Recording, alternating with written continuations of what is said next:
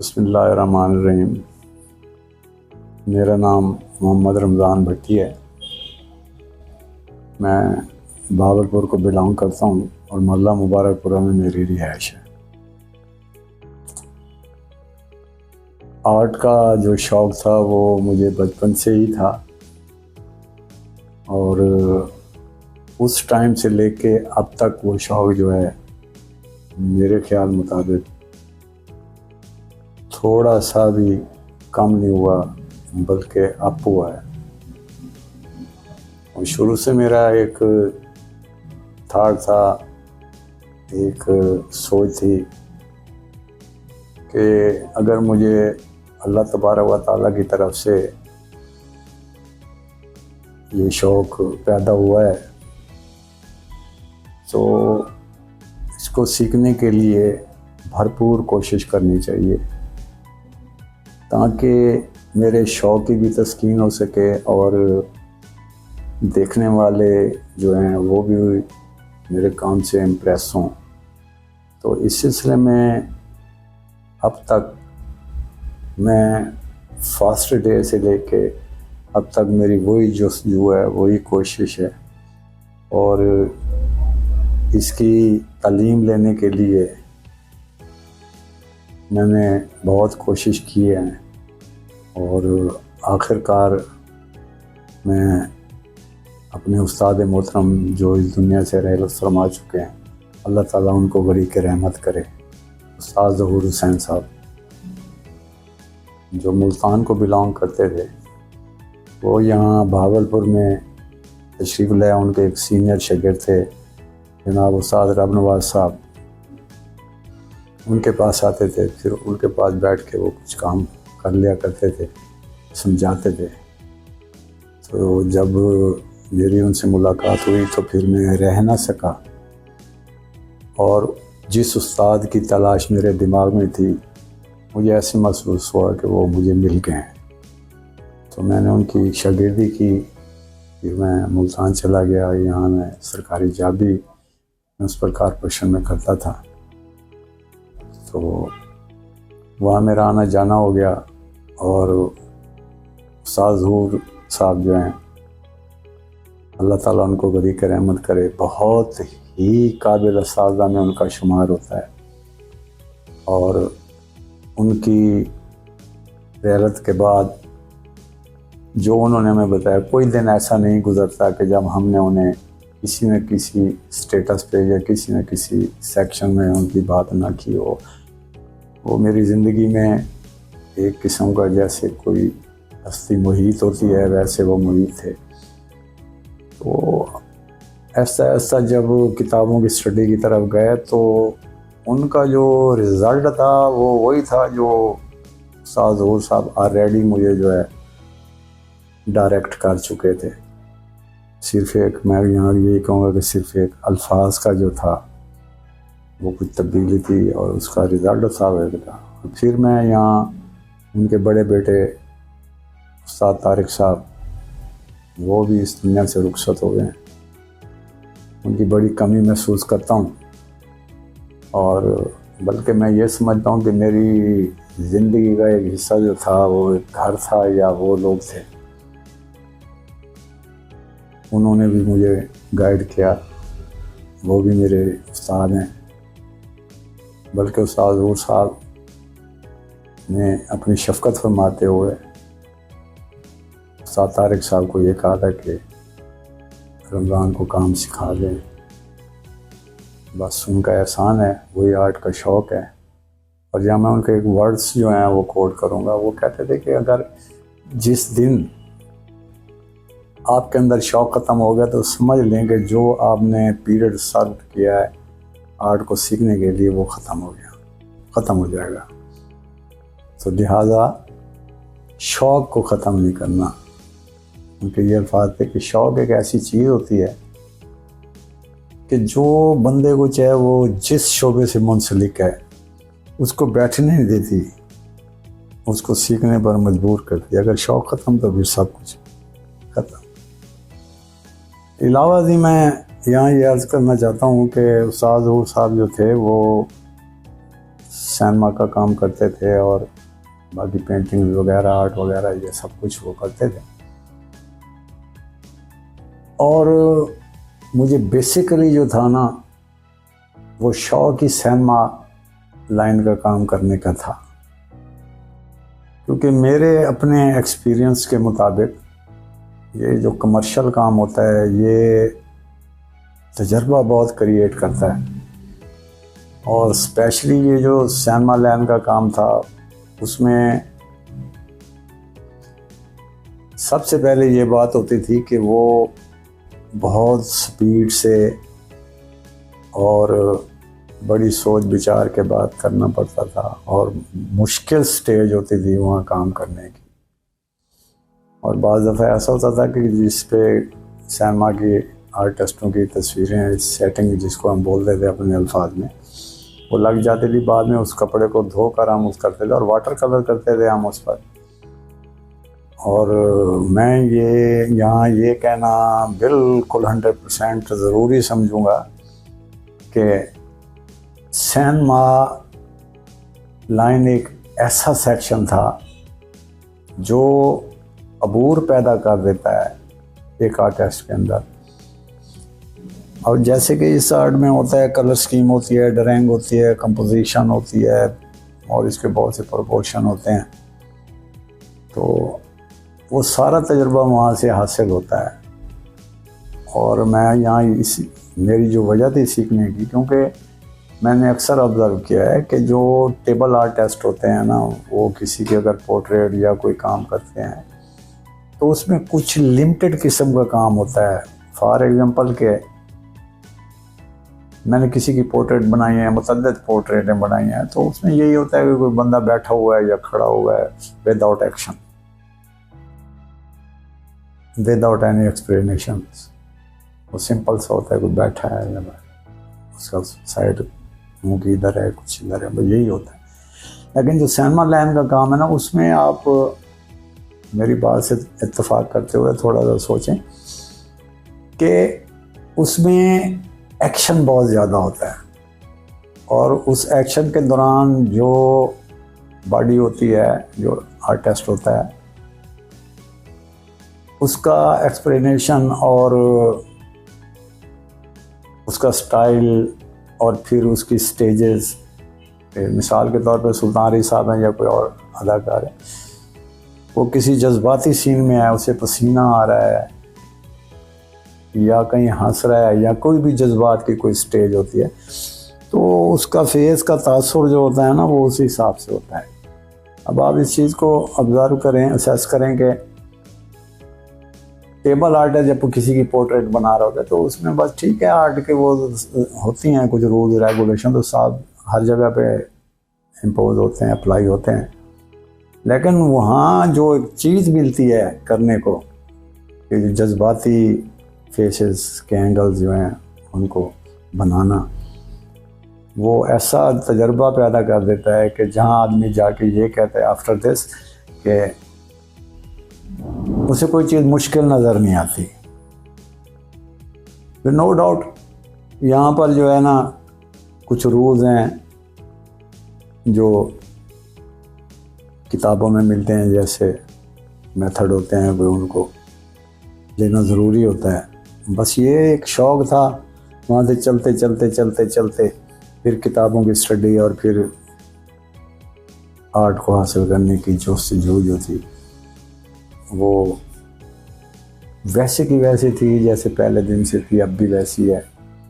तो फिर इस काम को सीखा है। अब मैं, क्योंकि सिनेमा लाइन रही नहीं, कमर्शियल काम भी कुछ क्लोज हो गए, तो अब पहले भी मैं साथ साथ ये करता था, लेकिन क्योंकि अब ड्यू टू सर्कमस्टांसेस ऐसा करना पड़ गया मुझे, और शौक के बगैर रह नहीं सकते। अब मैं आर्ट की जो टेबल आर्टिस्ट, टेबल पे बैठ के हम काम करते हैं, कल्चर पेंटिंग्स बना ली, पोर्ट्रेट्स बना ली, और पेंसिल स्केचेस हो गए, चारकोल हो गया, एक्रेलिक हो गया, पेस्टल हो गया, और फिर कुछ स्केचेस की जो कैटेगरी है, तो बड़ा वसी और लंबा एक दौरानिया है, अगर लंबा एक सिलसिला है, तो बस वो करते रहते हैं। और इसी तरह से ज़िंदगी गुजर रही है। तो बस अल्लाह से यही दुआ है कि अल्लाह ताला सेहत और तंदुरुस्ती दे और इस काम को करते रहें। अब मैं यहाँ एक दोबारा उस्ताद जी की एक बात रिपीट करता हूँ, उस्ताद ज़हूर हुसैन साहब की, कि वो कहते थे कि एक टाइम ऐसा आ जाता है, वो सराकी थे और सराकी में उन्होंने एक मिसाल दी थी कि छोले होने तक दंद नहीं होते, दंद होने तक छोले नहीं होते। तो अब उनकी बात जाके ना महसूस होती है कि जो जो उम्र गुजरती जा रही है तो साथ वीक हो जाते हैं, काम का तजर्बा बड़ा वसी हो जाता है लेकिन काम हो नहीं सकता। कोई उनकी बात आ जाती है कि छोले होने तक दंद नहीं होते, दंद होने तक छोले नहीं होते। तो अपनी ज़ात में वो बहुत बड़ी हस्ती थे, वो बस अब कर रहे हैं जी। तो बाकी कुछ लोग ऐसे होते हैं कि जिनकी ज़िंदगी में बंदा मुतासर होता है, कुछ शागिर्द पैदा होते हैं, कुछ दोस्त अहबाब होते हैं।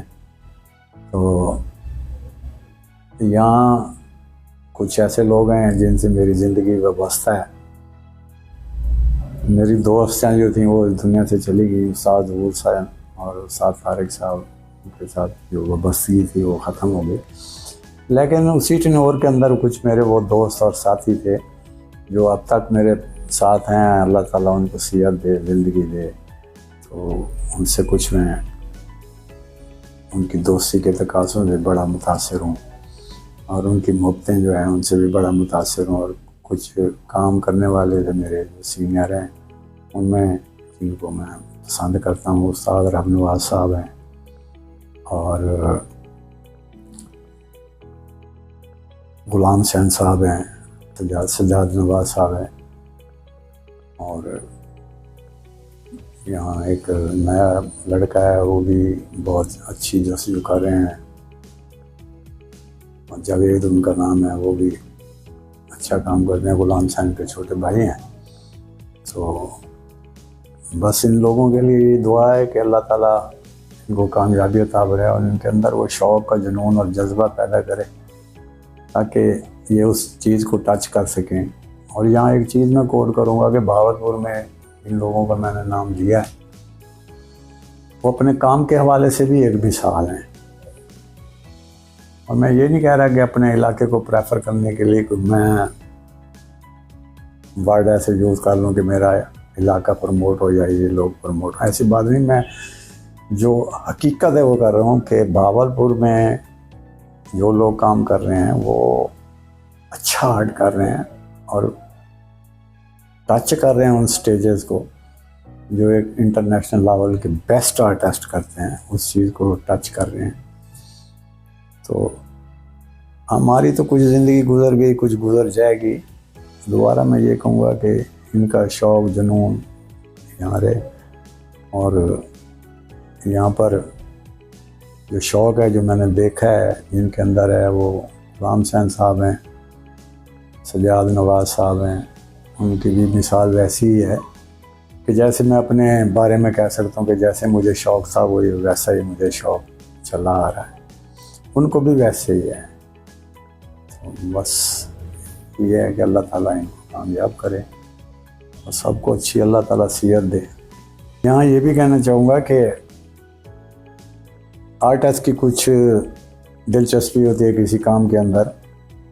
वैसे तो मैं यहाँ ये कहूँगा कि जो ऑलराउंडर आर्टिस्ट होता है वो काम पे अबूर हो, लेकिन उसके अलावा अगर वो उसे ऑलराउंडर भी है तो तब भी जो है ना उसे किसी न किसी आर्ट के शोबे में शौक़ होता है। तो मुझे ज़्यादातर शौक़ जो है ना वो पोर्ट्रेट बनाने का था। पोर्ट्रेट बनाने के बाद जो है ना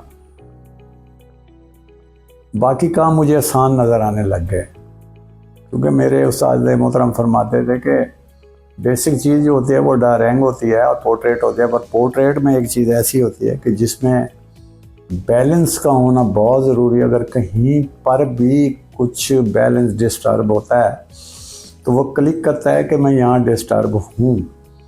बाकी चीज़ें जो हैं उसमें इंडिकेशन तो होती है कि यहाँ कोई डिस्टर्बेशन है, लेकिन वो चल जाती है। पोर्ट्रेट के अंदर जो है वो बैलेंस का ना होना कभी नहीं चल सकता, पोर्ट्रेट वो चल भी नहीं सकती।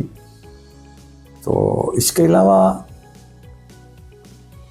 मुझे पाकिस्तान में जो आर्टिस्ट पसंद हैं सबसे पहले तो मुझे मेरे उस्ताद जी पसंद थे, उस्ताद तारिक साहब उनके बेटे पसंद थे, यहाँ पर अनवार साहब हैं वो भी पसंद थे। लेकिन जो दूसरे शहरों में रहते थे या बहुत फेमस आर्टिस्ट हैं, उनमें जनाब गुलजी साहब हो गए, उस्ताद मंजूर साहब हो गए, सईद अख्तर साहब हो गए, और उसके अलावा अली अब्बास सैयद साहब हो गए।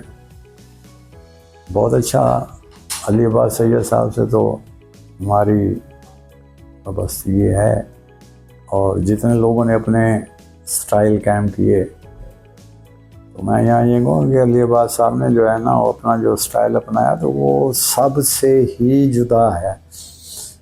और यहाँ थोड़ी सी मैं वजाहत करता चलूँ कि बाकी स्टाइल जो होते हैं उसमें कहीं से आर्ट के रूल्स रेगुलेशन या उनकी लेआउट या किसी और चीज़ से या उनके बनाने के तरीक़ेकार में कुछ अंदाज़ा, लेकिन फिर उसको वो शार्ट बहुत कर लेते हैं।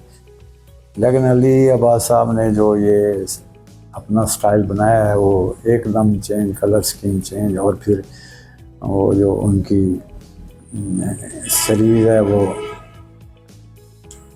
मलंग बनाना, और फिर उसके ऊपर जो उनके बैकग्राउंड का स्टाइल है वो उसी को एडजस्ट करते हैं, लेकिन दिखने में वो अलग अलग नज़र आता है। और स्पेशली जो उनका वो टेक्सचर, दो चीज़ें पेंटिंग्स में नज़र आती हैं। एक तो उनका जो स्टाइल है वो इन डिटेल होता है, लेकिन उसको कुछ ब्लैक एंड वाइट का आंसर होता है, फिर उसमें थोड़ा सा कुछ कलर भी हैं, ये अपनी जगह पे हो गया। लेकिन एक चीज़ जो मुझे पसंद है उनके बैकग्राउंड के अंदर जब वो स्ट्रोक लगाते हैं, 2-3 कलर 4 इस्तेमाल करते हैं, ब्लू हो गया या ब्लैक हो गया, तो उसमें जो उनकी टेक्सचर बनाने का स्टाइल है ना वो उनकी पेंटिंग को बड़ा चार चांद लगा देता है, बहुत अच्छा होता है। तो इसी तरह से मैं अब अपने शागिर्दों की बात करूँगा तो ये गुलाम हुसैन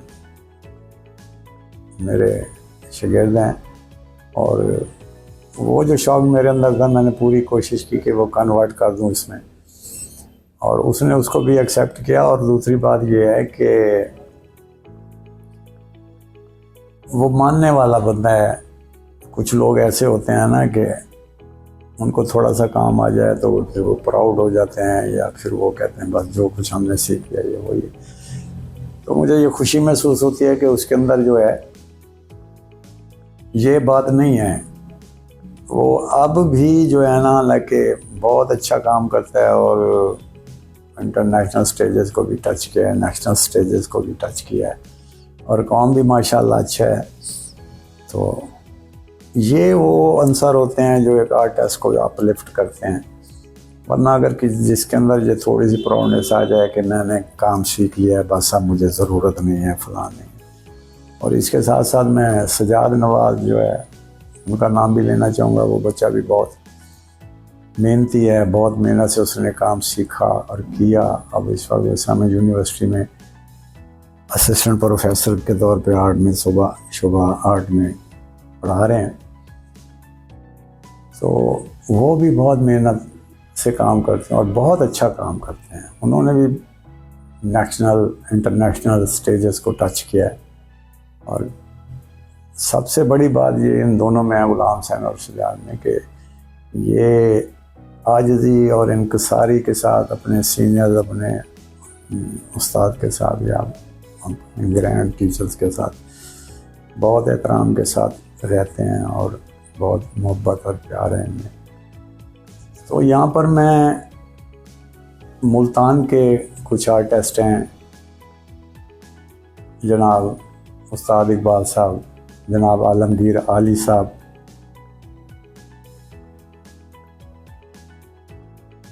उस्ताद जहांगीर साहब जो हमारे दादा उस्ताद थे वो भी इस दुनिया से रुखसत हो गए, अल्लाह ताला उनको भी गरीब रहमत करे। और उस्ताद सईद साहब, उस्ताद बशीर साहब, उस्ताद फजल गौरी साहब, उस्ताद शमस साहब, ये वो साज़ा कराम हैं कि जिनके साथ मेरा ताल्लुक़ रहा है और काम के हवाले से भी बहुत प्यारा काम करने वाले ये लोग थे। तो इनका नाम लेना इंतहाई मेरे लिए ज़रूरी है कि बार जब ये लोग मुझे मिलते थे तो एक शौक़ जो है ना वो क्रिएट करते थे।